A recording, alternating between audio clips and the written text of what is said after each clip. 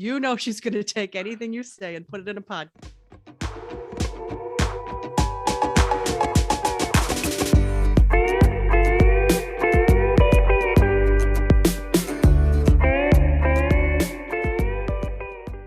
Welcome to Barnyard Language. We are Katie and Arlene, an Iowa sheep farmer and an Ontario dairy farmer with 6 kids, 2 husbands, and a whole lot of chaos between us. So kick off your boots, reheat your coffee, and join us for some Barnyard Language. Honest talk about running farms and raising families. In case your kids haven't already learned all the swears from being in the barn, it might be a good idea to put on some headphones or turn down the volume. While many of our guests are professionals, they aren't your professionals. If you need personalized advice, consult your people. Welcome back, everyone, to Barnyard Language. Thank you for joining us again today. We're so excited that you're here, and we start off in the same way as usual. Katie, how are things going on the farm this week? Well, Arlene, the farm part's going pretty well. We're almost done with harvest.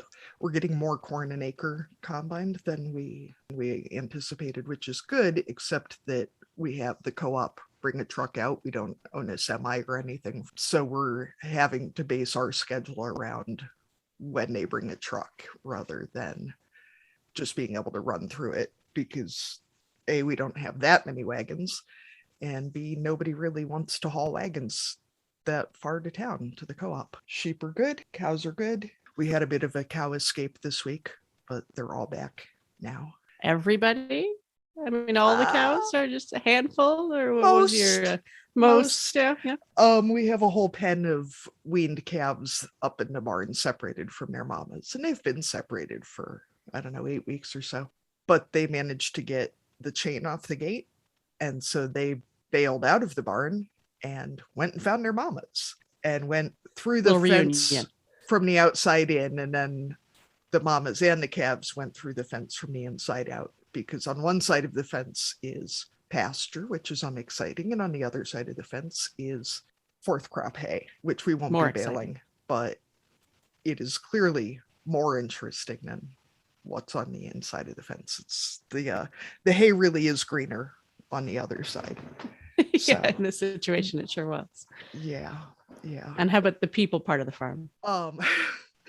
We had the girl child's school conference last night. That's going well, except that her 4-year-old preschool teacher told us that the school wants them to institute letter grades, like actual report cards, which is bullshit. We're dealing with health insurance enrollment, which is also bullshit. It's going to cost us upwards of, I think, $12,000 a year for insurance with a high deductible. It's wow, my Canadian eyes are bulging out of my head. Yeah. So that's a thing. I have some big thoughts on that. Yeah.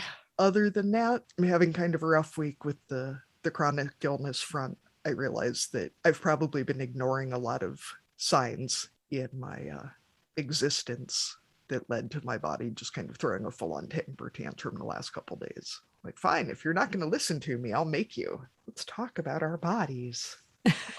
Hey, bodies are part of our lives, right? Bodies are part of our lives, Arlene. Maybe we'll just leave that part in. That's what our episode's all about.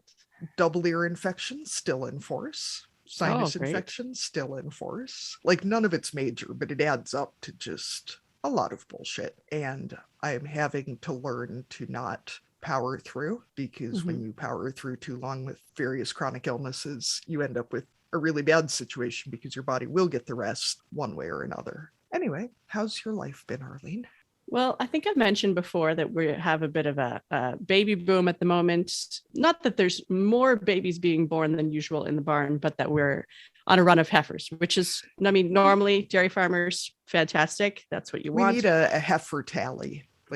So since September, I think we were at 22 out of 27 heifers. So, I mean, you'd want 50%, and no sex semen. Like there's no special efforts to try and get more heifers in this season of life. And then we got to the barn one morning for milking, and we had twin heifers. So that was another bonus. So we're at the point where they now have to share a calf pen because we're at max capacity. They're not ready to be off pails yet. So our 20 calf room is maxed out, but they're very cute, snuggled in there together. I'll post a picture someday. And an added bonus is that we name our calves by year, a letter of the alphabet per year.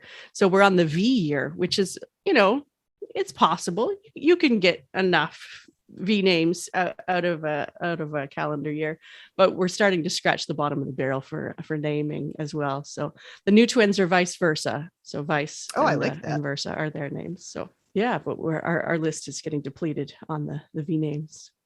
And in the family side of things, it's the week before Halloween. So we're still in that zone where we're negotiating, are you coming trick-or-treating or are you not? Because I have a 15-year-old who's definitely out, a 13-year-old who, it's candy, so he can be swayed either way. 10 and 7 or 10 and 6 are definitely both still in, but then we're in the, do you have a costume? Do I need to be involved in the costume? And how much involvement is required of me? So even this morning, they were allowed to wear costumes for school. There were still a few pieces being thrown together for costumes, and they have to wear face masks at school, not Halloween masks. So no Halloween masks were allowed. So then it's the school adaptation of, does your costume have a mask, and what can we do instead to modify your mask that you wear every day to go with your Halloween costume? So it's all working out. We do country trick-or-treating. So that's where we all pile in a vehicle and just drive to people's houses that we know. So we only go to about 12, 14 houses probably total. It takes us forever. But it's a really good excuse to go and visit the neighbors and say hi. And for lots of them, our kids are the only ones that they get. So, you might get a full-size chocolate bar or, a special baggie of treats, and often the parents get some too. So that's a bonus. What kind of trick-or-treating do your kids do? We're kind of on the opposite end of it. We've also talked about country trick-or-treating, but this is the first year that there's really been any young kids anywhere in the neighborhood for several years. And so I doubt that anybody actually has any candy. We did have to, the first year I went to a couple of people's houses and they didn't have anything.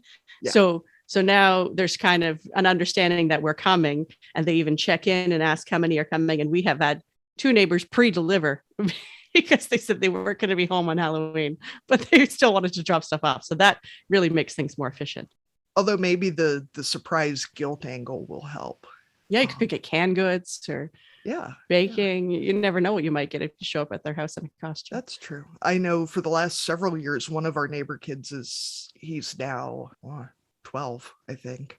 So he's maybe outgrown it, but for quite a few years, he got a high quality toy tractor or implement, because when your husband works at an implement dealer and you only get one trick-or-treater, you can drop 10 or 15 bucks and, you get a full-size candy bar and a tractor, and everybody was happy. But I think maybe this year he's outgrown that. We're at the point where our kids would probably love to go trick-or-treating.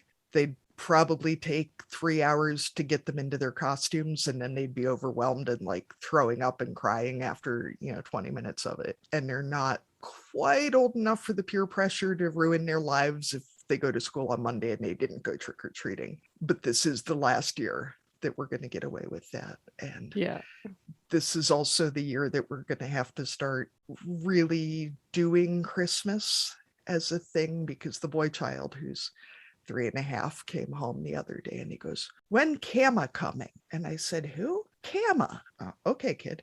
He goes, "Kama, ho, ho, ho. Merry Christmas. Ho, ho, ho." Shit. Shouldn't have sent these kids to school. We should have homeschooled, because at least learning when you all kinds of homeschool, stuff. like, you can containerize that a little more, I think. But once you start sending them out in public, all bets are off. So we're starting Christmas shopping, which has been a little bit of a thing. I don't know how it is in Canada, but they're saying there's going to be a lot of supply chain issues this year. There already have been. That's what I hear. But that there's better to shop early. I'm feeling a lot of guilt about it, because on the one hand, yay, local business, yay, small businesses. But on the other hand, the company that shall not be named just brought me a jar of curry mustard from Brooklyn. So, none of my local businesses have done that recently. And they don't really want me shopping at 2 a.m. in my jammies. So, but we're starting on that and trying to think of some holiday traditions that, I'm trying to look at the long game and not start a tradition now that's going to make me want to die in another 3 years. Absolutely. Yeah, you have to think Elf it out. on the shelf, I'm looking at you. Yeah, that's kind of the way it is with the tooth fairy. Like you get started and then you realize, oh man, I've got multiple kids and they have so many teeth. There's a lot of teeth in there. They just keep falling out. It never ends. They just keep teething. Well, that reminds me, actually, the 10-year-old came home yesterday and said he'd lost a tooth at school, and I forgot all about it. Where do you come down on saving your kids' teeth? They go in the garbage. Okay. It seems weird to throw them away, but it seems weirder to keep them. I mean, I had got some of those, the little like keepsake for their first lock of hair or whatever. And the two, I don't think I bought them, but I think people gave them to me. But it does seem strange to keep bits of your. Well, anyway, I had that went off in all directions. Creepy question, but I don't remember what it was. I'm clearly done. My nap was not long enough. So I get to introduce our guest today, and our guest is Maida Edwards. Maida and her husband, Jamie, are both from dairy farming families, but are the first generation on their farm property in Eastern Ontario. Maida is also my sister, so if you have trouble telling our voices apart, this is probably why. Maida has agreed to talk to us today about eating disorders and more specifically living in recovery from her own eating disorder. If this topic is a sensitive issue for you and you'd prefer not to listen, we completely understand. Please take care of yourself. We'll catch up with you next episode. So Maida, I know for a fact you've already been listening to the podcast. You kind of have to, being my sister. So you know the first question. So what are you growing, Maida? Yes, I am loving this podcast. It's been a really great community to become a part of. And I'm just so thankful that you two are friends and that you're including so many of us. So I was really excited to answer this question, especially how it relates to today's topic. So first and foremost, I am growing myself. And yes, usually we list all of the little humans that we care for and the businesses that we're growing. But I've learned over the past several years that in order to grow kids, a family, a business, even crops, it's critical for us to take care of ourselves so that everything around us can grow too. My husband and I do have two awesome boys, Lane, who's 11, and Wade, who's 9, both of which they'd much rather be doing their growing on the farm instead of at school, especially this morning when they were heading out to the bus. The combine was getting tweaked and soybean harvest will be starting today. So they were counting down the hours till the bus came home. We purchased our farm in 2008 and have grown our milking herd of Holstein dairy cows from 35 to almost 90. In the middle of the pandemic, we were also in the middle of the biggest growth on our farm, which was building a new dairy facility for all of our cows to be under one roof. We've been working in our new barn now for over a year, and it has been life-changing. I call it our self-care barn for the animals living in it and the humans that work with them. And if you've ever been in it, you would know why. It's got a skylight, the sun comes in, and everyone's just happy, especially Jamie and I. We also crop close to 1,000 acres of land, which includes grain, corn silage, hay, soybeans, and rye, so that we can feed and bed up our livestock, as well as a bit of cash cropping. And I'm also in the early stages of figuring out some kind of platform to raise awareness about eating disorders and mental health with the use of inflatable T-Rex costumes, of course. So, you ladies are going to help me figure that out today, I think. Inflatables are a big part of Maida's life too. Yeah. Isn't this like the third time that the inflatable T-Rex costumes have come up on this show, Arlene? I think so. I feel like we talked about this last week, actually. Yeah. So I have many inflatables too. I should have made an inventory list for you, but they bring me a lot of joy, I've realized, and a lot of other people. So it's my new thing. So Maida, can you tell us more about your parlor setup? Because I know we have, Oh yeah. Farmers fanatically have to talk to other farmers who do what they do about the minutia of things like what kind of parlor they have. And I know if I don't ask, my husband's going to listen and be like, well, what kind of parlor do they have? Like, exactly. One with cows in it. I don't know. Well, we're really proud of our little parlor that we have. So we toured, originally our barn plan was to go with robots, and then for various reasons, things changed. And then we started touring Western Ontario, looking at a bunch of swing parlors. So that's where there's milkers down the middle, and they swing back and forth to each side. So we have a double 10 swing parlor. So 10 cows come in each side of the parlor, but we only have 10 milkers. So while you're milking one side, the 10 cows, then you are prepping the other 10 cows. And as those milkers come off, we just swing them over. So we used to milk in a tie stall, a very old one, and it was not fun. So this has been like really awesome for our bodies, and the cows are happy, and now I can have the music playing and I dance around. It's great. So Maida, for the non-dairy farmers, Yes. because we include a lot of different kinds of farmers and non-farmers, which is even better to Absolutely really help educate people.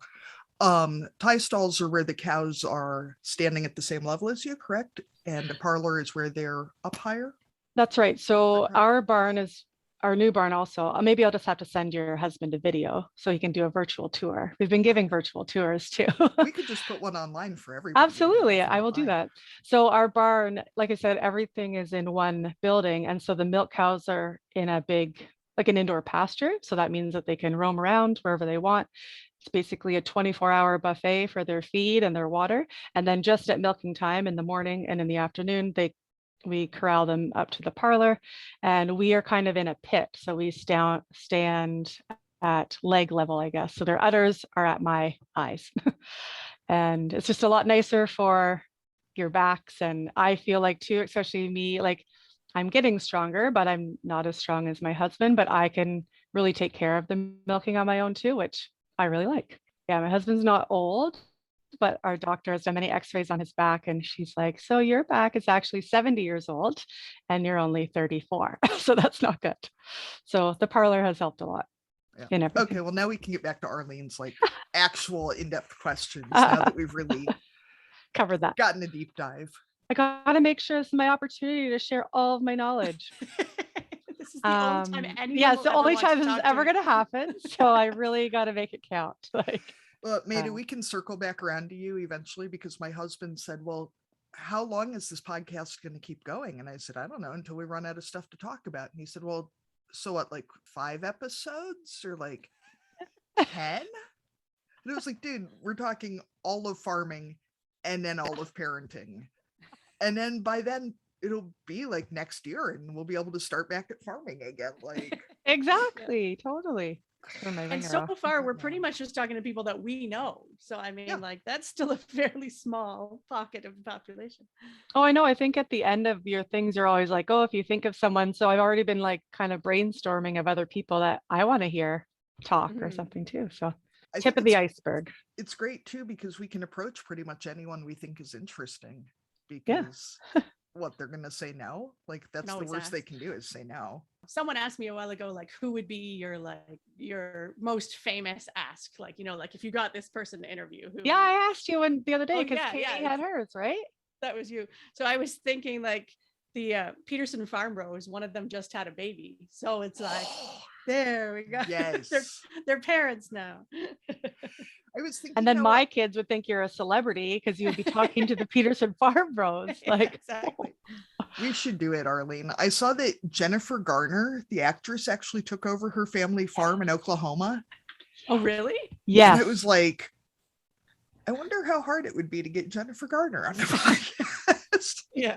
She seems pretty cool. I feel like she'd do it. She seems fairly approachable. She seems to say yes to everything, even made a movie about it, right? So yeah.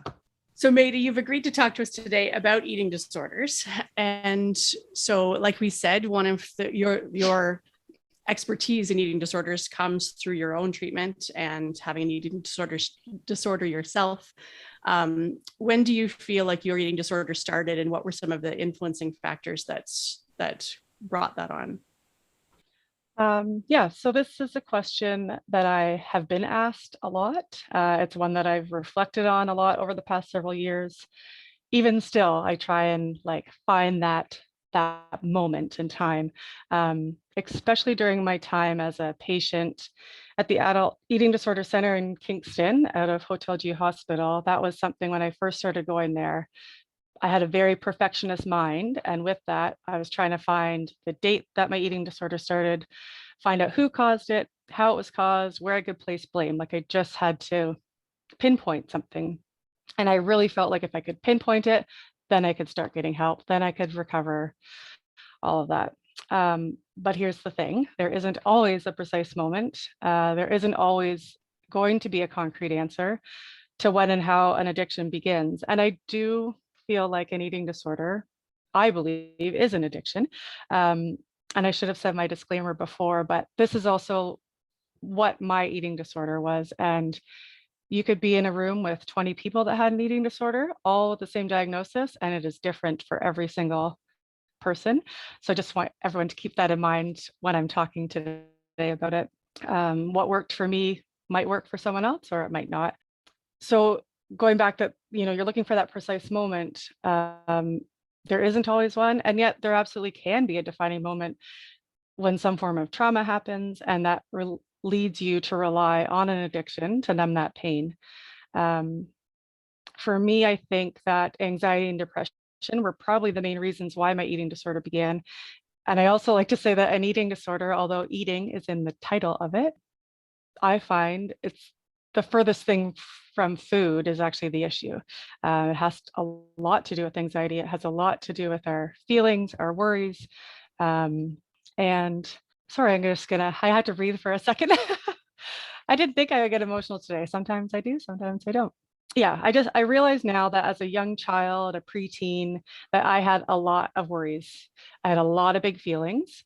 I will digress a bit because I also now have two amazing boys that also have really big feelings and really big worries. But what I see now is how I can help them. When I was a child or a teenager, our parents didn't have that in their vocabulary. Anxiety and depression were not something that were in media, like they just weren't even talked about, to the extent that at 32 years old, when I received my diagnosis of anxiety, I was like, what? No, that's just me. Like, that's just how I'm made. I don't know what you're talking about. So in a short amount of time, a lot of things have changed. And that's where I think people, when we talk about stigma with mental health, that's what we're talking about, is that a lot of people have lived with these symptoms or these diagnoses and had no idea that that could be changed or challenged. When I was in high school, I was really involved in sports, extracurriculars, social, got good grades. And I think that with all of that awesome stuff happening, I was also feeling like I had no control over my mind and body, insert anxiety, right? Again, didn't know that that's what that was. At 16, my hormones and body were changing. There's so much growth going on inside of us that we don't even know is happening. So I do think that my eating disorder behaviors definitely started around that time. 16 is sort of the age where I can kind of reflect that I was starting some eating disorder behaviors. And, they kind of carried through university and my early adulthood. Maida, what changed for you in your eating disorder during pregnancy? Because it's another huge time of physical change. Absolutely. So during the time I was pregnant with both boys, I wasn't diagnosed with an eating disorder yet. Again, I never even thought that I had one. It wasn't something that I associated with myself. I had been diagnosed with depression in university and had been on medication since then. Dabbled in counseling and therapy along the way, but that was it. When I think back now to being pregnant, I realized the part I enjoyed most about pregnancy was the freedom that I had with my eating. At the time, did I realize that? Absolutely not. Now I can see that was happening. I didn't have to restrict anymore. I got to have a break from all those rules that had accumulated over the years and built up in my head. I had this little human inside me that I had to care for and feed properly. The major difficulty came afterwards. I had 2 textbook pregnancies, but not textbook deliveries or recoveries. So that really did not help my postpartum or my anxiety. Depression, all of that really skyrocketed, especially after I had our youngest, Wade. Felt really out of control with my emotions, my body. It was a very out of body experience. And at that time too, Jamie and I we had wanted to have lots of children, like 4 was how many we were going to have. And then all of a sudden, after Wade was about a year and a bit, I'm like, I don't know if I can do that. Like, I can't even take care of my own body. How can I take care of another child? So that was a really hard thing that we worked through together. But that was sad, right? You're grieving that, what you expected in your life and what is going to actually work for your life. So when Wade was a year and a half when I was starting to realize that my emotions and my body, like everything life in general was too much for me. And then the eating disorder just hopped right back in. And I refer to my eating disorder as a he. It's not a person, but if you have an addiction of any kind or know someone that does, even if it's depression too, it's always like this little person sitting on my shoulder. And in clinic, we did talk about often an eating disorder gets a personality, because essentially it is like this other human living in your body, making up the rules for you. And that is really hard to explain to anyone that doesn't deal with any of those things. So that was pregnancy for me in a nutshell, I guess. Yeah. It did provide a lot of freedom. And then I realized after, oh, that freedom's gone. And now what? When did you actually decide to enter into treatment? And were there other times that you thought about it or were looking for help, but didn't take the steps or didn't recognize it in a way that made sense? So I'll probably jump around a little bit. I will say one of the main reasons I went into treatment was because I had a husband that really loved me, and told on me, like he tattletaled, and that was okay. I thank him for that all the time. At the time I was working at my dream job in a school. I was the financial assistant taking care of 5 different schools, books and money and everything. Really loved it. But one of the schools I worked at, our nurse practitioner was actually the student nurse that would come in once a week. So I had not been doing well for quite a while, but I was really trying to figure out what was wrong with me. So I would go and see my nurse practitioner, like, I need a test for this. I need a blood test. I need a scan because there's something physically wrong with me and I need a pill and I need you to fix it, or I need something, like there's got to be treatment for this. So things really started to deteriorate. I had such a need to find out what was wrong and something that could cure all these symptoms. And when I say symptoms, this is the first time I've actually kind of described this, but symptoms were fatigue, forgetfulness, loss of desire, loss of joy, energy, insomnia. Like that was something, like I was functioning. Was I functioning? Not really, but I was working full time, had 2 young kids, working on the farm, being a wife, a lot of hat, but I was really only sleeping 1 to 2 hours a night. That can't last forever, right? But again, I was like, you go onto Google, it's like, oh, I must have this, I must have something. So never did I think if I ate something, that might help. I should actually go back, I guess, at some point. That I was diagnosed with anorexia restricting, just so that can give you some context of my habits, I guess. So that being said, so yes, Jamie told me, but I really wanted someone to, at that time, going through everything, I just wanted someone to hug me and climb into my brain and take all of the exhaustion and overthinking and negative self-talk, restricting, decision-making, and pain away, because that truthfully is what an eating disorder is and what mental health can be for a lot of people. There is so much going on inside of you. And I just thought someone must be able to see that that's going on internally. Like someone should be able to just go into my brain and figure that out. Just wanted someone to acknowledge that my brain and body were so tired. And that person, whoever that magical unicorn was going to be, I wanted them to be the person to fix me too. So the critical piece of my journey for recovery began. So I left work that day, thought I would just take a week off, get some rest. That 1 week off turned into short-term disability from work, which then turned into long-term disability work, which is very difficult to apply for and get approved for, and also do recovery at the same time, I will add. Insurance isn't always empathetic to your struggles, and that's not fault on them, it's just how it feels when you're going through it. So one of my early on appointments was just a one-off session with a counselor at Leeds and Grenville Mental Health. And within 30 minutes of the session, this counselor looked at me and asked me when we were going to discuss my eating disorder. And I was so angry with this man. I couldn't believe a complete stranger would say something like that to me. How dare he put a label on me? I was just in disbelief. I drove home that day, pulled over. I was crying. I was in shock. And then I suppose a bit of relief started to come out of that too. I got home that day, went to the office, and I researched eating disorder definitions. And I sat there and couldn't believe that I had answered yes to every question. I was dumbfounded because it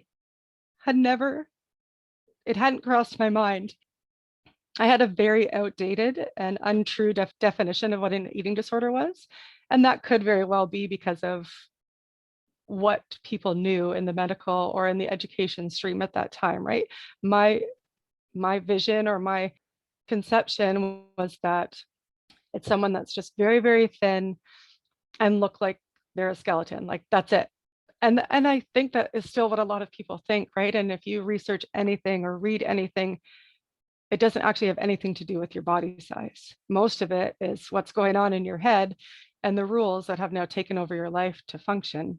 So that day, Jamie was actually in the family room. So I went out and I sat down and I told him that I needed help and that what I had just read. So he sat with me and I called Jill, who's our nurse practitioner. And I mean, obviously there are a lot of moving parts at that point, but from that day on, then she started the process of doing a requisition to be an outpatient at the program in Kingston for anyone 18 and older, which again, I didn't even know existed.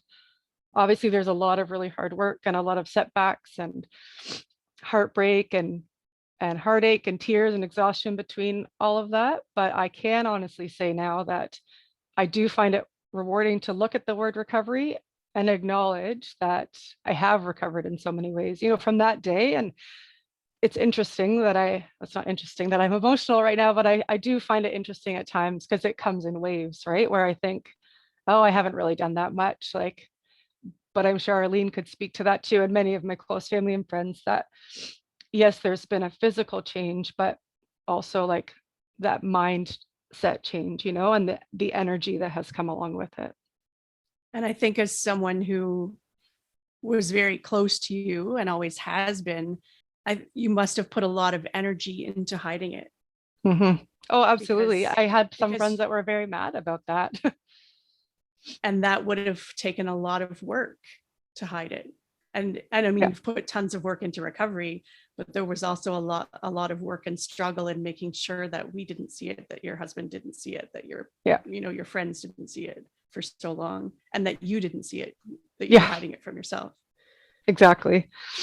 Yeah, and that's a very hard realization, and that can really set you back when you're trying to get the help or even think about recovery, because it was part of me from the day I was diagnosed, was probably part of me for over 16 years. Like that's a life, that's a whole human, you guys we're raising kids, and like that's a lot of years to put into it and a lot of time spent on it, right? And then that eating disorder is like, listen, we've worked together a long time.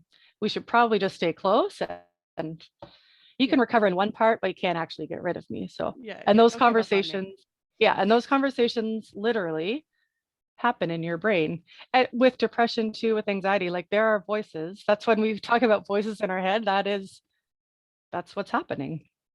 Doesn't mean that we're like, I mean, sometimes you could be disillusioned or something, but like truthfully, there are other things. There are conversations going on in your head. So, Maida, what does living in recovery actually look like for you, and what resources do you still depend on now? I mean, I know you went through how long was your outpatient treatment? I was in Kingston for 2 years as a patient there. Mm-hmm. So that was 3 to 4 times a week. Well, also, I wasn't working full time. Obviously, I'd taken that off, but I was still working on the farm, and I was still a mom to 2 kids and a wife and a friend and a family member. And if any of you that have been in any form of treatment or any form of counseling, you know how exhausting it can be. Even a great session, even a happy, fun, like, oh, I'm going to do these really cool goals. It's tiring. So, I'm driving an hour each way. And it was a lot. You don't even need to have an official diagnosis to have an eating disorder. And I think for a lot of us, if you were to read about more of it, you'd realize some of the patterns that are now created in our brain that aren't so healthy with food and eating. And I've really reflected because I was first diagnosed, like I said, at 32, and came to the realization at that time that I'd waited almost 2 decades to receive help, admit that I had a problem, or believe that I was sick enough. That was really hard for me to wrap my head around. And then add on to that, I had a lot of misconceptions about eating disorders. I didn't think that as an adult, I could have an eating disorder. I didn't think that my mental and physical state at that time had a direct link with an eating disorder. I didn't think that if I was doing treatment that I'd ever change or that life could be different for me.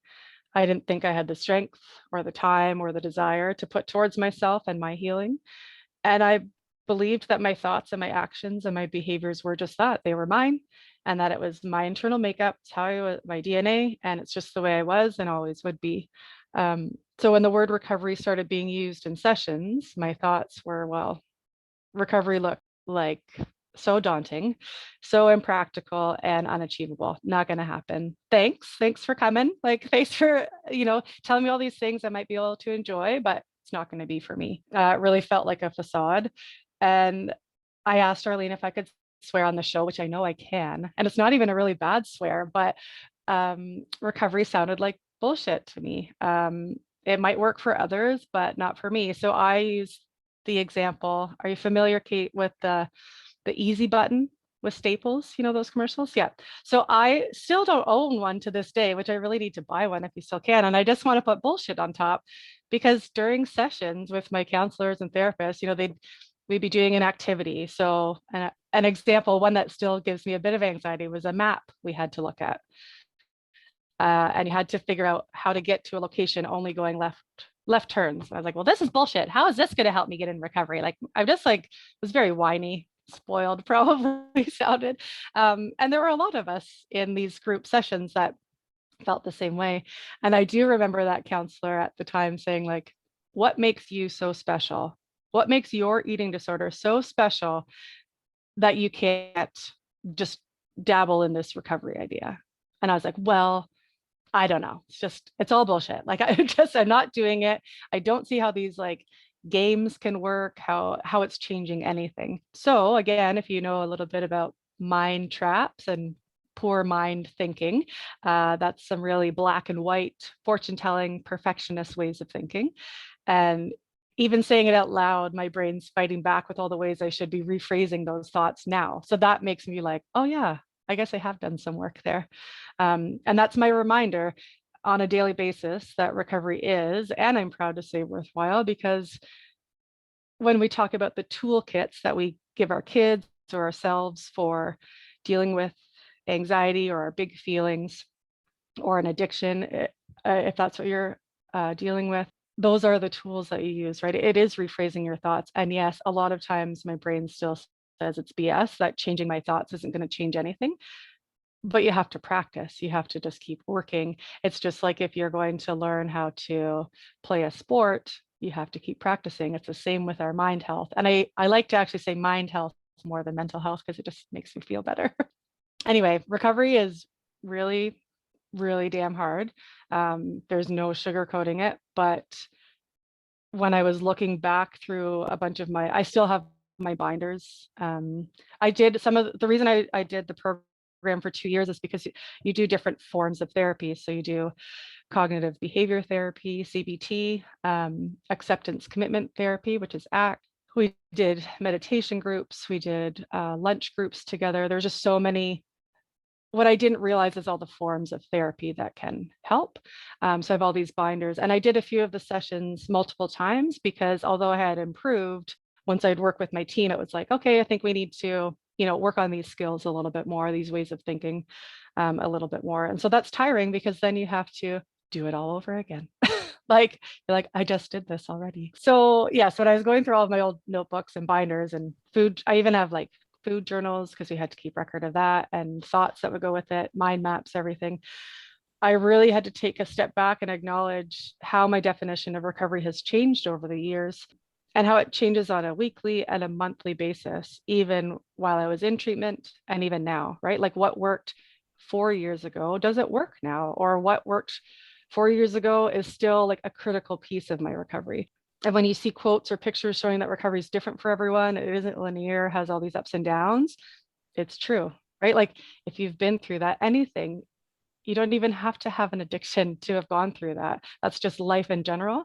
But when you add on to already life being pretty tricky to navigate, and add on some other issues, that makes it really hard to function. So you do need that toolkit, and you do need the help of professionals and friends and family and other other support networks. And while I didn't believe it at first, I do now, and I try to embrace the changes that have come along with recovery. And I just would like to share how I define recovery now. And maybe in a year from now, when you have me, it'll be a similar list or completely different. So I do say now that recovery is still really hard work, but I'm worthy of the work. And that is a total mind change, right? I benefit from recovery, my mind, my body, my soul, the ones that I love and surround myself with also benefit from my recovery. It's not just all about me. I feel empowered by recovery and sharing with others. I really felt, and still do at times, depending, I felt so alone. And I want others to know that their feelings are real, but that change is an option for them. And I think that's so critical because, I mean, obviously social media has a big part, and just media in general, or just the mindset of a lot of people. It's like, oh, I'm hashtag blessed, I'm hashtag thankful. I am all of those things, but some of my days are not feeling very hashtag anything. They're hashtag hard, and they are just, sometimes you just have to get through. And to have someone, like, even think of our kids when they're having like their big feelings, if you're like, oh, someone else could have it worse. It's also like saying when they come back with a joyful, happy story, you're like, oh, you can't be happy because someone's happier than you. We do that. Like we say that bullshit. Arlene just used the bullshit button. Bullshit button. Everyone needs them. But isn't it interesting how we are so quick, our human nature, I don't know what it is, are so quick to say we have to be thankful, people have it worse. And that's, I mean, that for me was one reason why I didn't want to go get help. People have it worse. Absolutely.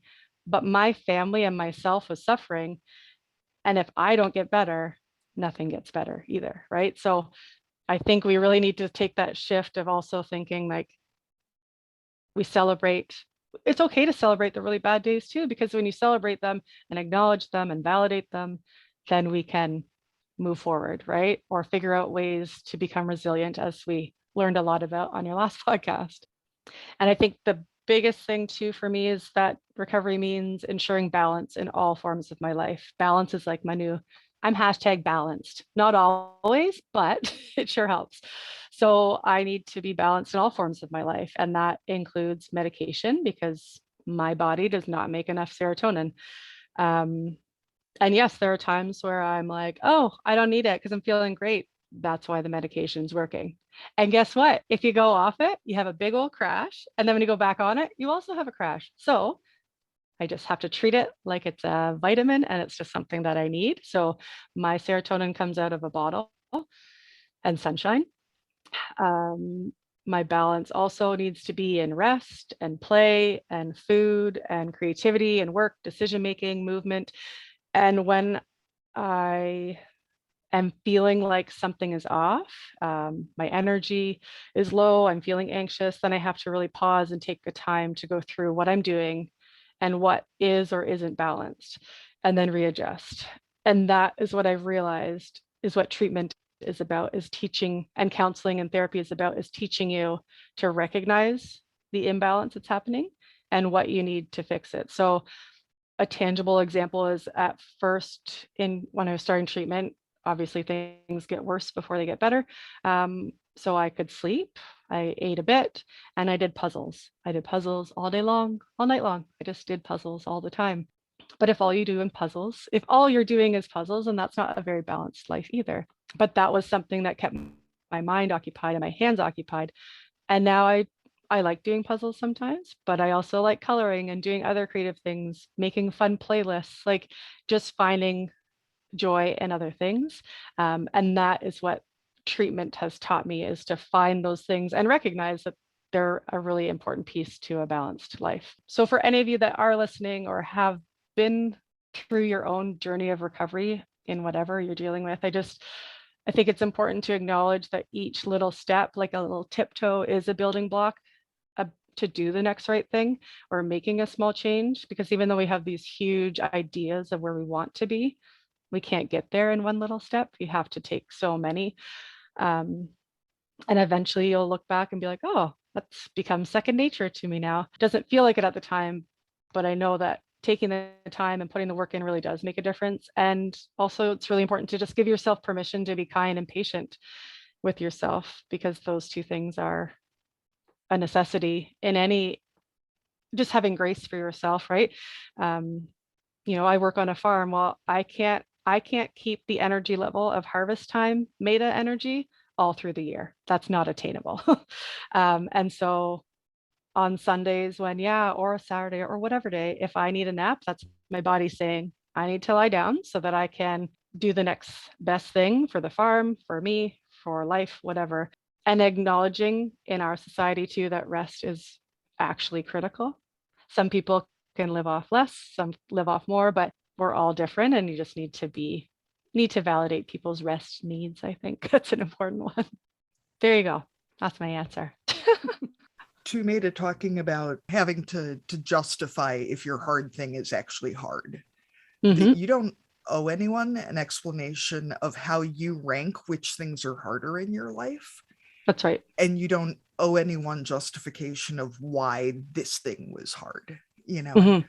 I'm doing a lot of therapy myself for the same that same sort of ranking, and giving myself space, and now realizing that there's no like hard thing police coming to if you're going to say like, well, I have a hangnail and it's just as bad as people who are starving to death, now you're full of shit. Right. But bullshit. Sort of anything above that, you don't owe it to anybody to prove why you are worthy of having care and of having recovery because you exist.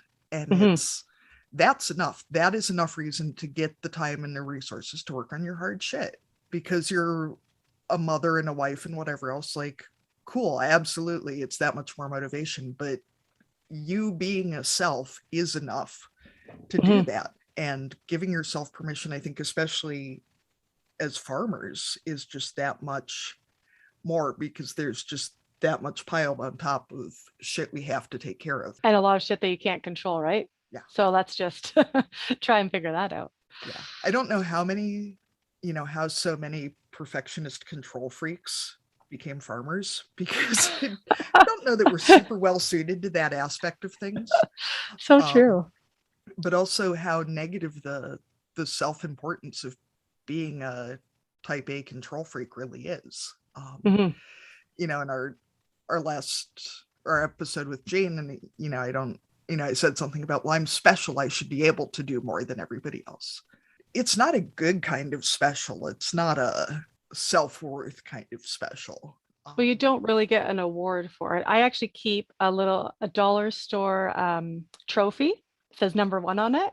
So if you want the trophy, I'll give it to you. I'll even make you a certificate. Like, there you go, you win. There's but what? So much, especially in parenting, of, if you don't give birth this way, if you don't feed your baby this way, if you don't do X, Y, and Z, you're not a good parent. Like, nobody's given me a trophy for a damn thing yet. So I just make my own now.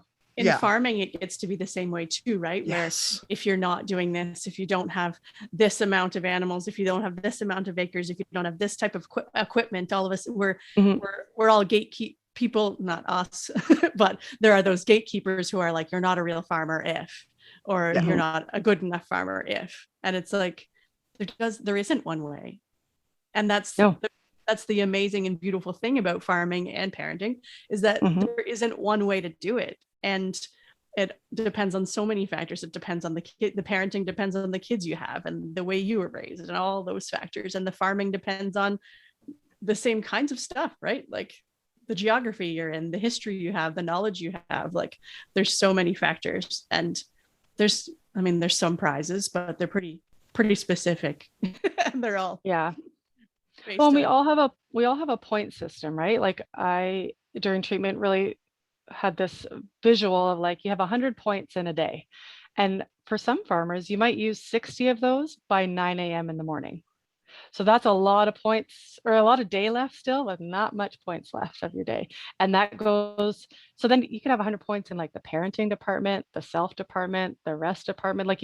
That's why balance is so critical, and you have to be kind to yourself that today is a day where I need to take a step back, or today is a day that my husband and I, there's a lot of stuff to do and we're going out for lunch because why not? Right? Like, and if someone has a problem with that, I will give them an award. Just give it to them. Yeah, you win.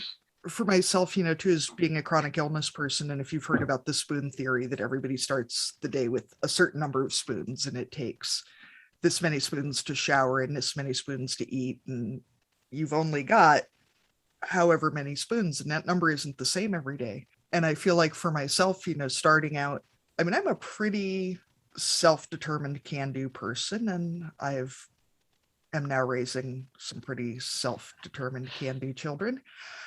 God love them. You know, when we started trying for a baby, I assumed I wanted a baby. I would get a baby. I mean, it's pretty, you know, we all took sex ed in school, presumably. I know how babies are made. And then we did 4 years of fertility treatments. And so when I did finally get pregnant, it felt like I used up my quota of not doing it right. And then I got gestational diabetes, and then, you know, this, that, and the other damn thing. And then, you know, I'd read all the natural childbirth books, and I'd read all the breastfeeding books, and I'd read every damn thing I could come up with because I was going to do this the right way. And then I realized that the addition of some strong anti-anxiety meds would be a really good idea. And then I realized that nobody had given me an award for any of the trying to do it right. And nobody had come and said, well, we were going to give you an award, but then you screwed up, so we're taking it back. And my baby was happy and healthy and is still a complete freaking maniac. With the second one, knowing I was going to have a scheduled C-section from the start because they're 16 months apart, and they use that word uterine rupture again. I was like, nope, you just do what you got to do. And the experience of having a pregnancy and a birth and an infant where I could just let go of all of that and just get my own little trophy. I might have to go to our dollar store, see if they have a trophy too, and just put it all in the fuck it bucket and move on to worrying about stuff that's actually worth worrying about. Like Arlene's puppy, or, you know, Maida's new swing parlor. And you get a really big ass trophy for resiliency of what you just talked about. Like, why aren't we celebrating that, right? I think that is shifting, but like, holy, that's where the celebrating and awards have to come from. I feel like I get my trophy every time somebody says, you gave me permission to do this. We didn't talk about infertility. We didn't talk about postpartum depression, whatever. This getting to do this show is my trophy. Absolutely. I'm also very lucky to be married to a man who is apparently not easily embarrassed or has already given up and just really doesn't care if I air my dirty laundry so publicly that we'll send him a trophy too. Mm-hmm. You know, publish it globally to really put it out there enough. But yeah, I'll be waiting for my trophy, Arlene. Okay. You just send me your address. Right. It's going to be our new Patreon swag at a certain level. We'll send you a trophy. Everyone gets a trophy. Yeah. You get a trophy. You get a trophy. You know, it's like being Oprah handing out the gifts. Exactly. So I'm going to go ahead and I don't know whose question this is, but I'm going to read it.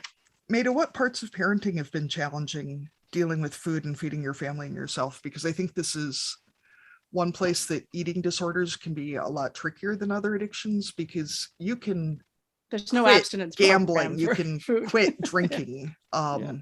You already tried to quit food and that didn't work. No, it didn't. Yeah, I'm glad you brought that up, because sometimes I feel really awkward saying that, but yeah, like you can abstain from a lot of other addictions and food's necessity. So that is absolutely still a struggle in my life. And I'm actually really wanted to start this answer with some comic relief because, well, it's two-parted. But did you know that when you became a parent, you became a full-time cook too? Because I truthfully didn't know that about parenting, like absolutely didn't. It wasn't in the contract I signed when I got pregnant or when I brought the baby home. And I never wanted to be a chef growing up. And those that are close to me know how much I curse food and all the things that are related to it. And yet I can still create beautiful and very tasty meals, but I curse the following: grocery lists, grocery shopping, meal planning, then the actual work of making the meal, cleaning up the meals, on and on, over and over every dang day. And did you know that grocery shopping also means we handle food 5 times before it ever makes it to the table? That blows my mind. I'll break it down. You put it into the cart, shopping cart, right? Unpack the cart on the cashier conveyor. Then you put the bags back in your cart. Then you put the food in your vehicle. Then you unpack the vehicle. And then when you get home, oh, actually, I'm wrong. That's 6. Then you got to put all the food away. 6 times. Just thinking about it. Right. And so when my kids now come with me, they're like, now I know why you're so tired.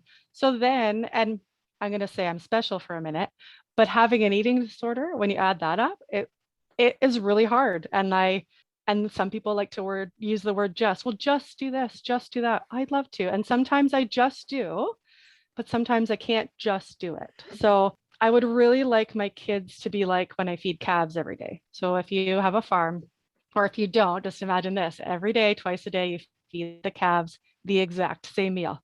They get their milk, their grain, their hay, same thing. And not once do they whine. They get so excited, they lick you, they love you. The only time they whine is when they don't get their milk. But like, wouldn't that be magical if you could just like put the same thing for every meal? Oh, that part I don't enjoy very much. But I will say that during COVID, our boys are at the age where we could start implementing the 4-H motto of learning to do by doing, especially in the kitchen. And they do help a lot now in the kitchen with cleanup and giving ideas or criticism, whatever they feel like. And our youngest has taken an interest into learning how to cook and bake, but the hang up is that we can't really live off chocolate chip cookies and fresh milk every day either. So, again, the balance thing. I'd like I'd to. be willing to try. I mean, we could. We might as well. Same thing every day. Science, man. Absolutely. But in all honesty, feeding my family is a daily challenge for me.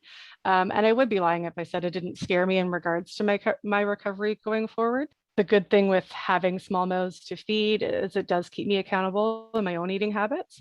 And with the work I do on a daily basis, I do need to fuel my body. So I have to treat food as a business transaction. Sometimes we have people we have to treat like a business transaction. I have to treat food because food almost to me is like another human that I don't get along with very well. And so if I'm going to function mind and body, then I need fuel to do so. Just like I use that for the kids too, right? If the tractor runs out of gas, what do you do? So if your body runs out of protein, like an energy stuff, then you're going to crash too. It does come back to balance again. My fears about the future is that what will happen when it's just Jamie and I again, sort of like when we had decided we weren't going to have another baby, that was a fear. I was like, oh, I can't eat like I did when I was pregnant. So it's that same thing of like, I'm really hoping that my kids go off to school and move out, and then it's going to be just Jamie and I. Am I going to go back to those old habits? And then my therapy trained brain says, stop it, Maida, you're fortune telling, you're using all these mind traps. You don't know what the future is going to hold. So I just have to be a bit more present in, not necessarily in the moment, but just present in like on my to-do list or my ta-da list, because it feels way better to say ta-da. Okay, let's add that in there. When you scratch off, like make lunch, because you're going to make lunch, and then you scratch it off, that helps me. That helps me go, okay, I did it. I also sometimes don't want the kids' help, and I put Netflix on. So Netflix or whatever, I just always make sure that I have something that I can watch or music, because then it takes away the thoughts that take over my head while creating the meal or whatever I have to do. So it helps shut down the negative stuff. So Maida, I'll say I actually was a professional cook. Really? And it didn't help you? I went to cooking school. Okay. I cooked professionally for half my life. It is still boring as shit. Okay, well that helps me. For my children. Right? Because like for me, a really good Sunday afternoon would be spending all day cooking, baking, alone, podcast, just making something fancy, maybe going to the farmer's market, going to a fancy store. My kid wants nuggets. And plain black beans. That boy child, he loves his beans. He just, any kind of beans. Daddy doesn't like beans. The boy child loves beans. The boy child only wants chicken. And I finally told my husband and I understand why he thinks this. He says, well, you love to cook and now you get to cook. I'm like, well, yeah, but with 2 little kids and a dog and 4.5 cats, because that's our house, Mm-hmm. and a small kitchen. And to get to our bathroom, we only have one bathroom. You have to go through the kitchen and, the kids. And I've got 20 minutes and I don't have any clean dishes and I don't have any ingredients, and they only want nuggets anyway. Yeah, and I finally you're said, going to go to all that effort to make something that no one's going to appreciate. yeah, and then I'm your going to head's put it gonna on the explode. table and the girl child's going to look at me and go, I want a bagel. You could have just given me a fucking bagel, kid. I mean, Yeah. And there's definitely days I don't bother and I just make her a bagel because Exactly. Choose your nobody's got battles. time for that. But it's so much easier when they're little because, I mean, at least if your kid is a good eater, like both of mine, which is an incredible blessing, you put milk in their mouth and they drink it and then you're done. Yeah. Or, they get onto pouches and cereal and shit, and either they eat it or they don't, but at least they're not going, but I wanted nuggets. Exactly. They didn't have a voice. Like, kid, we live 20 miles from town. I am not driving to town to buy you nuggets. I mean, I totally have, but I'm not going to admit that. Not like, today. Ugh, So we're kind of getting to the question that I had for you, Maida, which is how we can model for our kids, healthy body image, the way we talk about food, the way we talk about our bodies. Like, what have you learned, through your treatment and through your own experiences about how you want to talk to your kids and how we should be talking to our kids about those things? Yeah, so one thing I've learned is that not every moment needs to be a teachable moment. And why I say that is because there are some people in our lives that it's not worth having the discussion of like, we should say this instead of this, right? Just best. And I've had my counselor, I'm like, but I need everyone to talk about food this way. And she's like, okay, but that's not going to happen.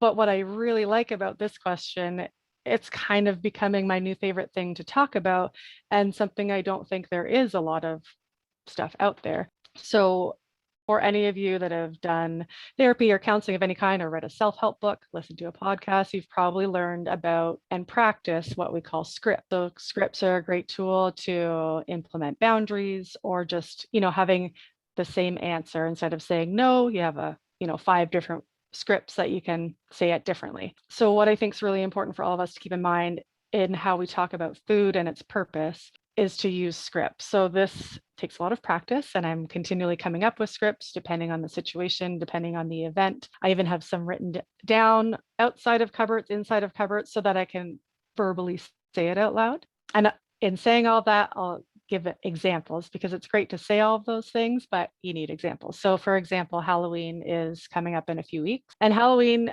was actually my biggest trigger of a holiday, and that I really looked forward to Halloween because I could buy all the candy, all the chocolates, and that is what I lived off of for those months. I used to be really proud of that. That's, when I think of it now, that's not something to be proud of, that I would restrict so much to feel like then I could enjoy those things. Fast forward to now, I recently purchased a bag of the mixed, it's new this year, mixed Reese's Pieces products bag, like 120 of them, all of my favorite chocolates in this bag. Amazing. So when we buy these awesome and tasty little snack size bite treats, we need to enjoy them, and that's okay. They're meant to be enjoyed.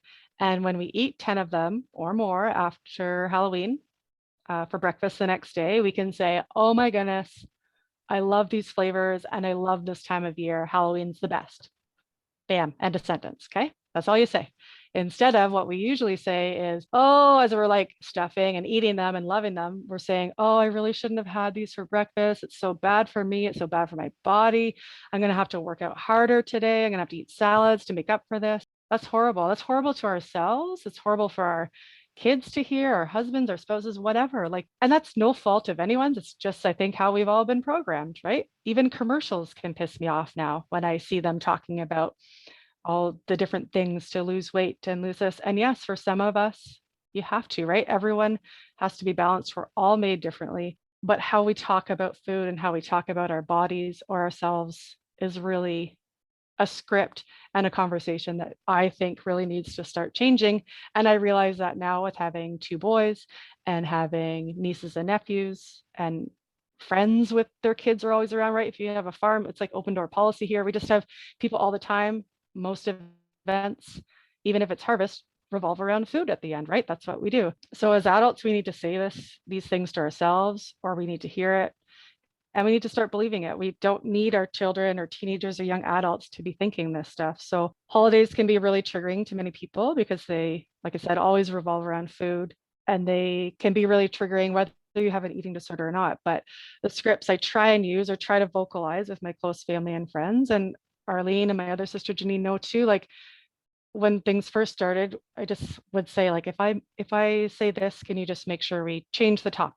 Right? Like that even in itself is a script that I had with two people I trusted. So I challenge you, like when you're going into fall with Halloween, Thanksgiving, Christmas, and probably a lot of birthdays along the way, to just try changing how we comment on ourselves, not even like our body, just ourselves and our food. So after that delicious Thanksgiving meal, try saying, wow, I love Thanksgiving supper so much. The flavors are amazing. Mashed potatoes and gravy are my favorite.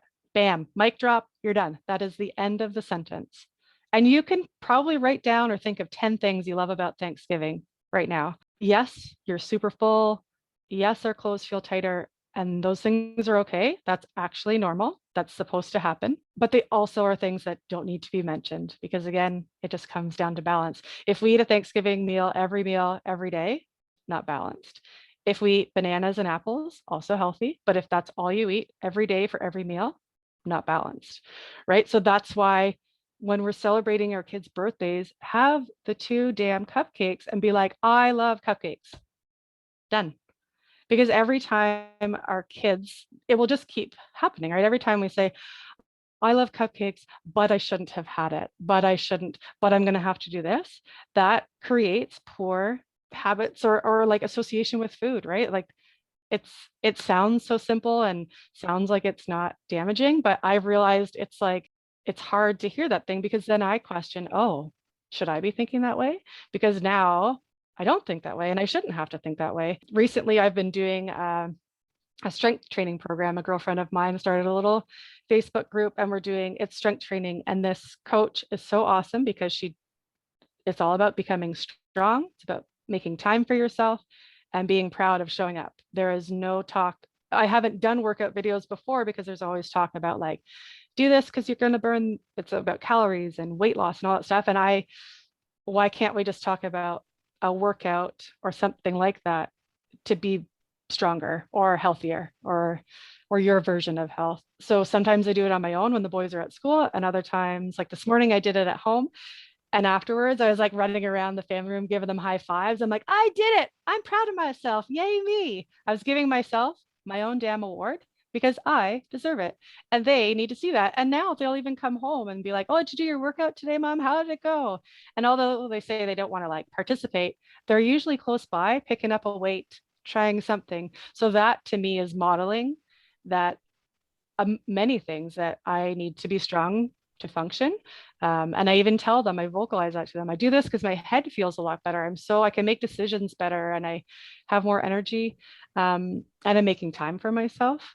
I don't win an award if I do everything for my kids or my husband. Like I'm not actually providing them a better balanced life. So yeah, making time for myself. My recovery has involved accepting my body for the function. That's another great word, the function it provides and the ways in which it can do things. And that's both your mind and your body function. They're just so intertwined. Every stage of a kid's life, there's no way to, like, as a parent, even if you have nieces and nephews, like you just want to protect them, right? And not know about all of these things in the world that could hurt them. And I worry about that, I think, because eating disorders are so close to me. And it's weird to say they're close to my heart, but it's close to my heart because I've seen how I've become a better version of myself.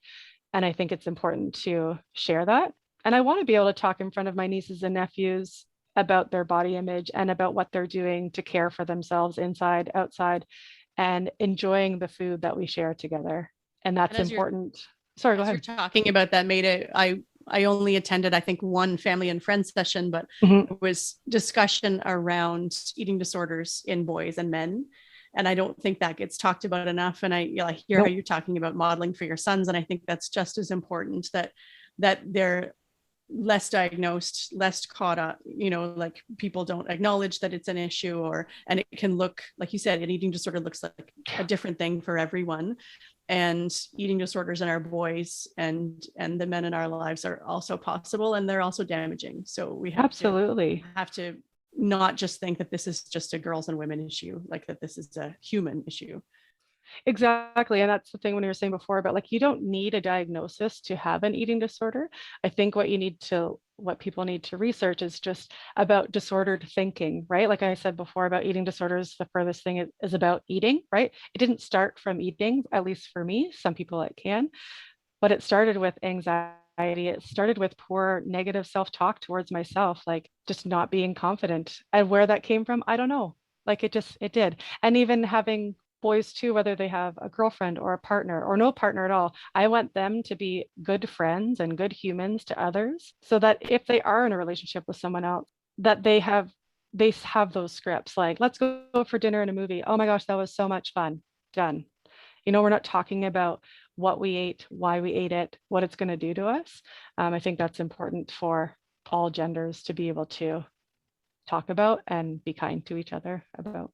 So Maida, is it Mama Strong that you're doing? It's Sydney Cummings. I don't know if it's, but it's just Strong.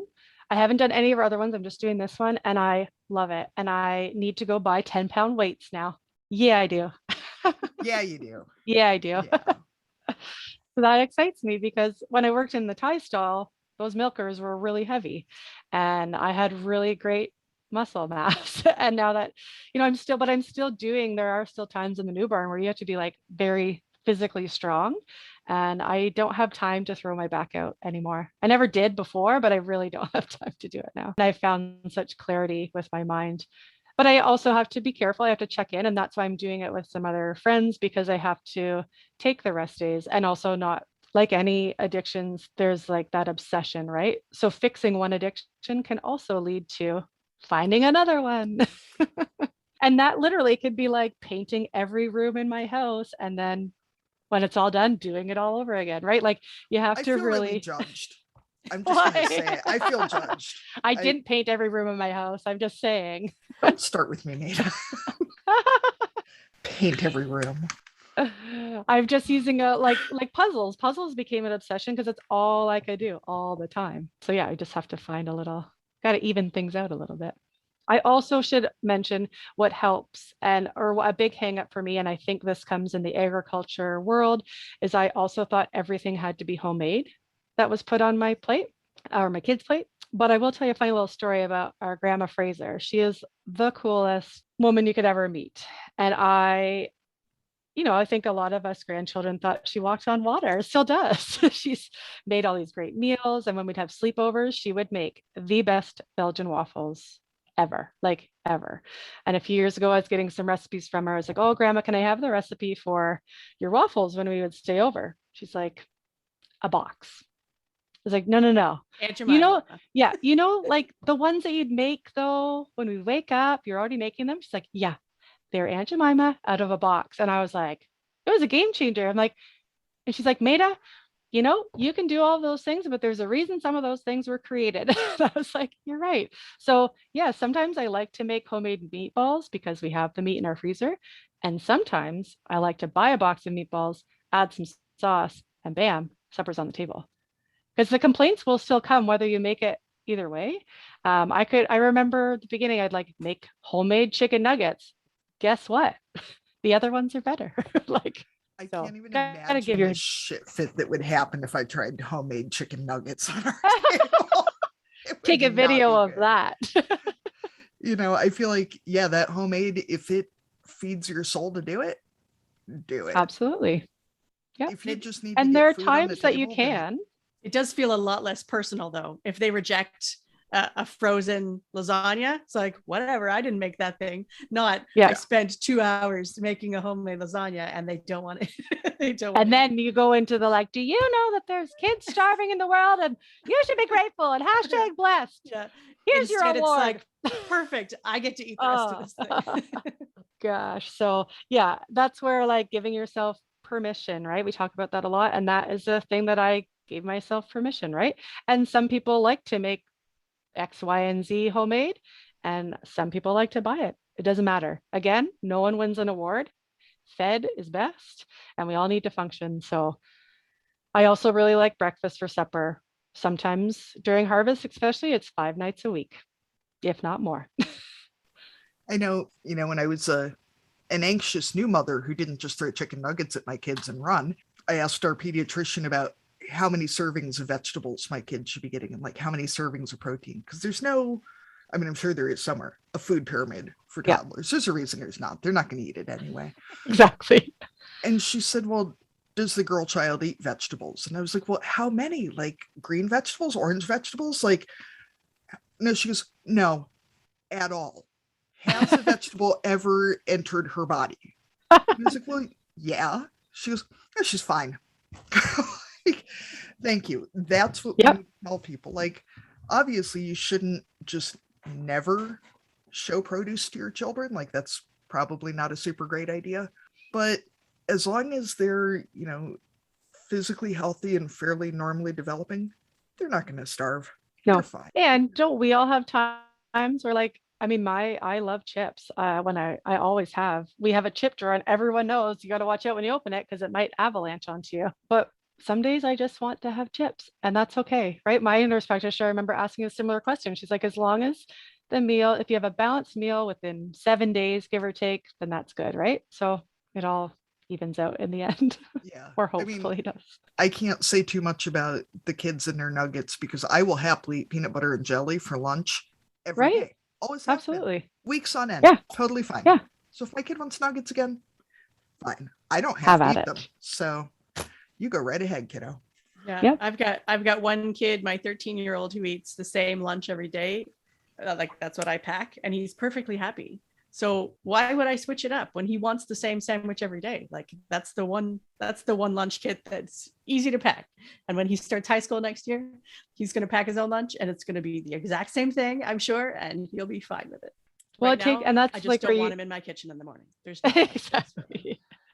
You need to be able to balance it. Like, lunches here are the same, and I realize that for me, if I'm helping make them too, like I don't want to think 100 things. I'm already thinking 100 things. I don't need that energy to go into making the lunch. And they're busy at school. There's enough going on. They don't have that much time to eat. Pack what they're going to eat, and then they can eat the other stuff when they come home. All right. So Maida, we're down to my favorite question. I'm so excited. Yay! I'm going to mix it up one of these days and just like go off script, and it's just going to be a mess. What fair contest could you dominate? Okay, I got 3. Wow. Yeah. I would dominate the best mac and cheese cooking thing. I make a really good mac and cheese.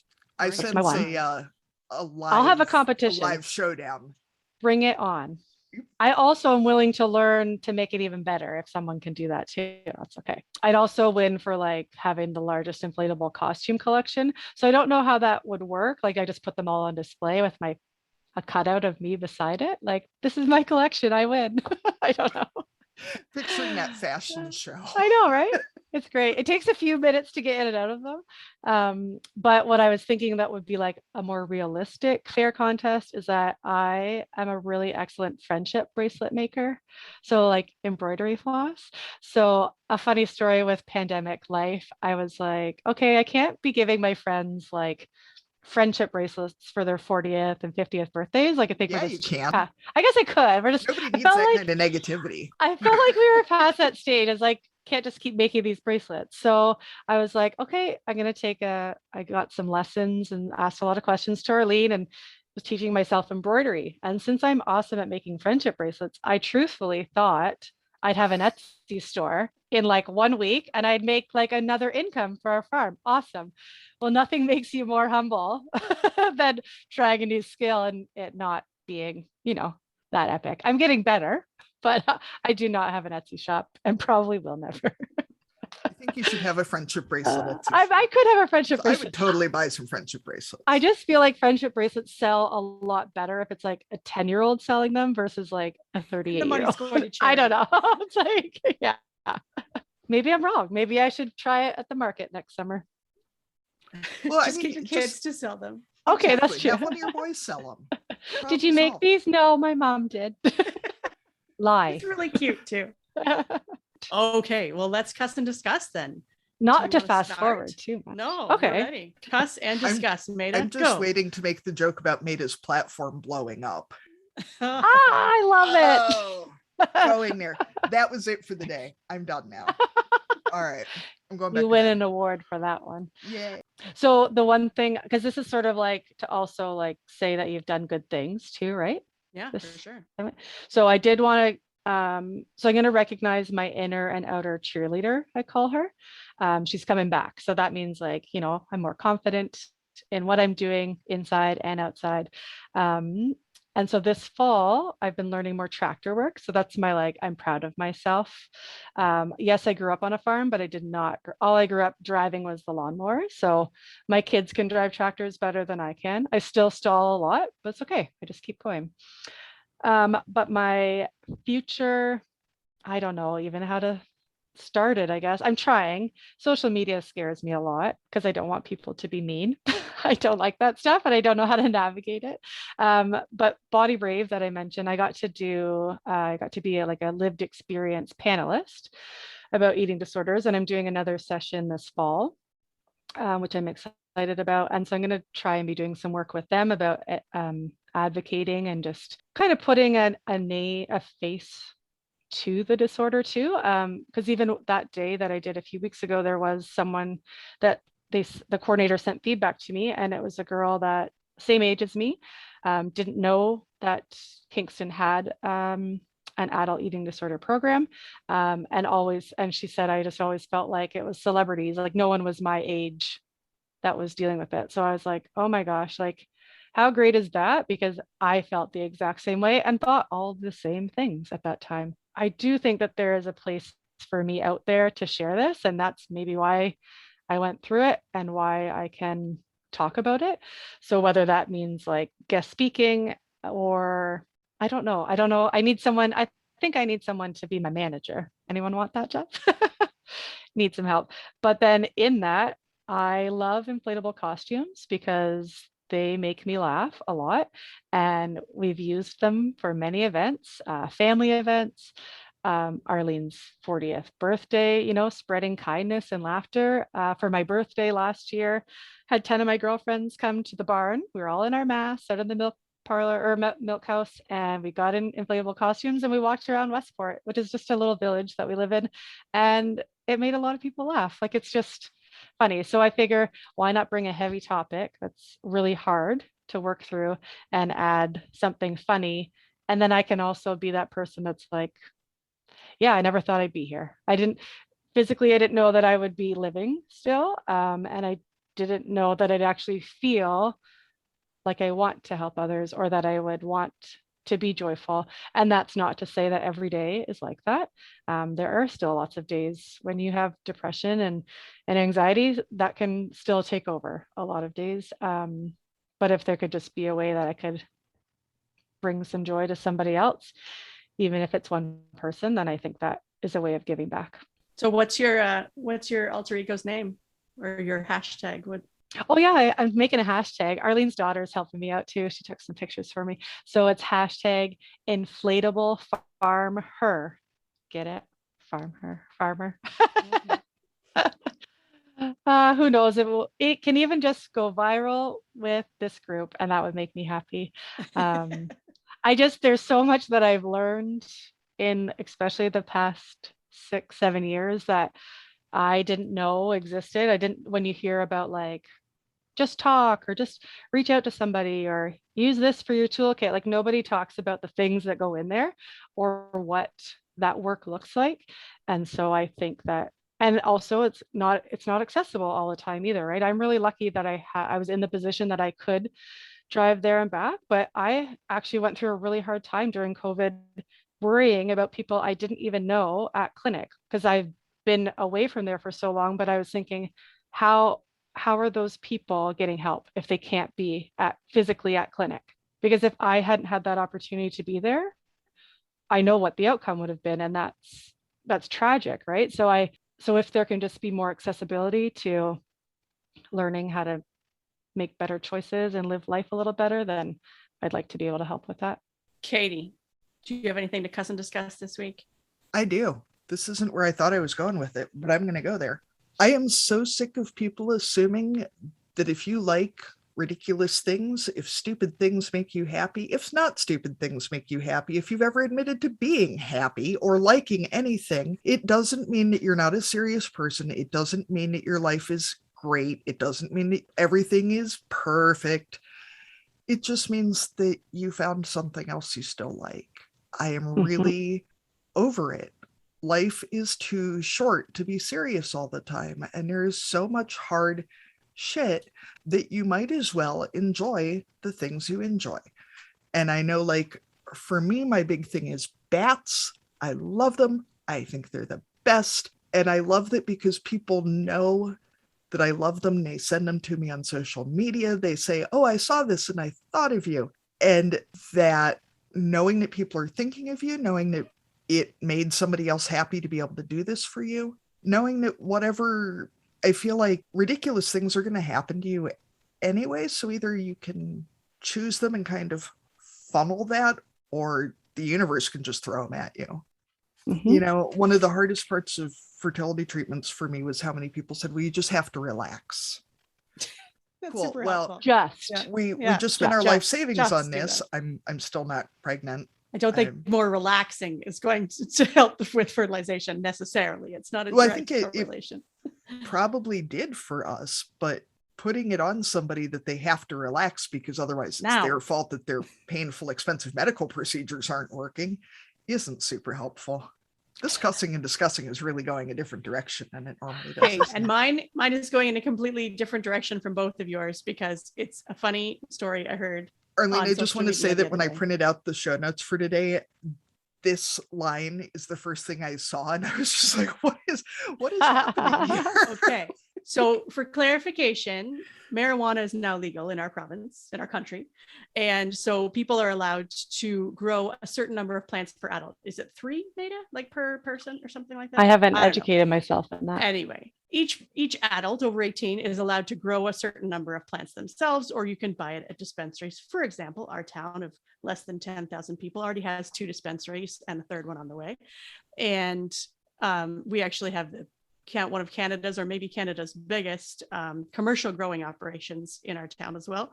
It's a former chocolate factory, a brand name chocolate factory that moved abroad and now is a giant grow up. So anyway, so on one of the local Facebook groups, there was discussion about the fact that people's marijuana plants were coming up to harvest time, right? We're farmers. Harvest is coming. The marijuana plants are looking great and beautiful. They've spent all summer taking care of them. And there's someone going around and stealing them from people's backyards in the middle of the night. And I just love the image of these cops who used to arrest people for growing marijuana, who are now having to track down the guy or girl who is stealing the pot plants from other people's yards. Yeah. I'm just picturing what the harvest meals would be like for marijuana harvest. And I would go and harvest in my inflatable suits, in my T-Rex suit. I go harvest it. Yeah. And in typical small town fashion, of course, there's like a blurry picture of the back of some guy's head, on someone's security camera. And then there's all these people chiming in with, oh, I think it's so-and-so. I think it's so-and-so. And then that person's mother or girlfriend or cousin. Oh like, my gosh. It's definitely not him. He doesn't even live here. He works out of town. So it was just the best, 400 comment thread that I had read in a very long time. It made my day. So on behalf of Katie and myself and all of our amazing listeners, thank you, Maida, for coming. I only cried once, which I thought was pretty good. Thank you so much for sharing your experiences and being so open and willing to talk about your life and all that you've learned. And I know that you're making a difference in people's lives. So thank you so much. Thank you. Thanks. Yeah, thanks for opening up the conversation. I think this is the stuff that is important to talk about. It's hard, but people are going through it, whether we like to admit it or not. And I hope if there's any of you that have questions, we'll talk to whatever professional you have access to, because there's a lot more education out in professionals that are ready to help. Thank you for joining us. As always, you can find us on Facebook in our private group, the Barnyard Language Group. You just have to send us a request if you want to come and talk to us and other farmers and farm families. We have a Patreon if you want to contribute to our coffee fund or to buy Katie some fill so that her boy will not step in cow shit. Or if you just want to pay for some laundry detergent for all the times he does fall in cow shit. Or some new leather boots. We've also got a Instagram at Barnyard Language. There is a email address, which is barnyardlanguage@gmail.com. And we will see you again on our next episode. We also have Twitter, which is at Barnyard Pod. All right, folks, until next time, may all your laundry get folded and may all your eggs make it in the house safely.